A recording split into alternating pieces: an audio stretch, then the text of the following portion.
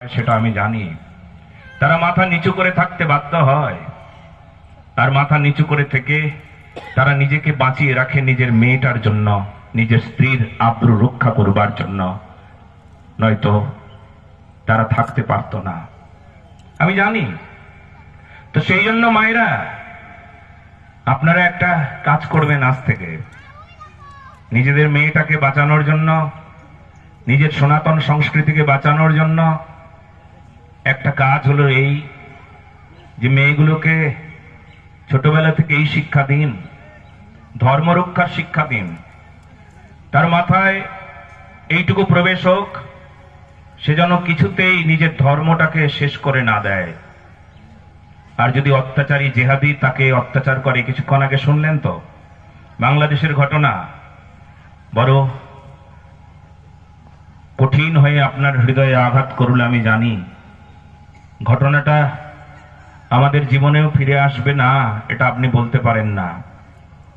বৃদ্ধা মা, 14 বছরের মেয়েটি সামনে, একের পর এক মোল্লারা তার উপর অত্যাচার করছে। 14 বছর মেয়েটিকে প্রাণে বাঁচানোর জন্য মা বলছেন, তোমরা এক এক করে এসো, নয়তো আমার মেয়েটা মরে যাবে। এটা কি শুধুই লজ্জা, না এটা আমাদের ভবিষ্যৎ? একবার ভাবুন। যদি আমাদের ভবিষ্যৎ আমরা না করতে চাই এইরকম, তাহলে এখন থেকেই তোমার মেয়েটাকে একটা গণ্ডির মধ্যে রাখো, যে গণ্ডির নামটা হবে সনাতনী সংস্কৃতি, যে গণ্ডিটার নাম হবে ধর্ম, যে গণ্ডিটার নাম হবে সংস্কার, যে গণ্ডিটার নাম হবে নিজ ধর্মের প্রতি আস্থা।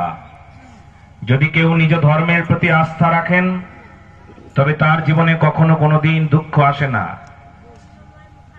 পুকুরের মাছগুলো বন্যার সময় জলে থই থই করে, সব খাল বিল এক হয়ে যায়, আর পুকুরের জল উপচে পড়ে, পুকুরের মাছগুলো বাইরে চলে যায়। সেই জন্য পুকুরের চারিদিকে একটা ঘেরা দিতে হয়।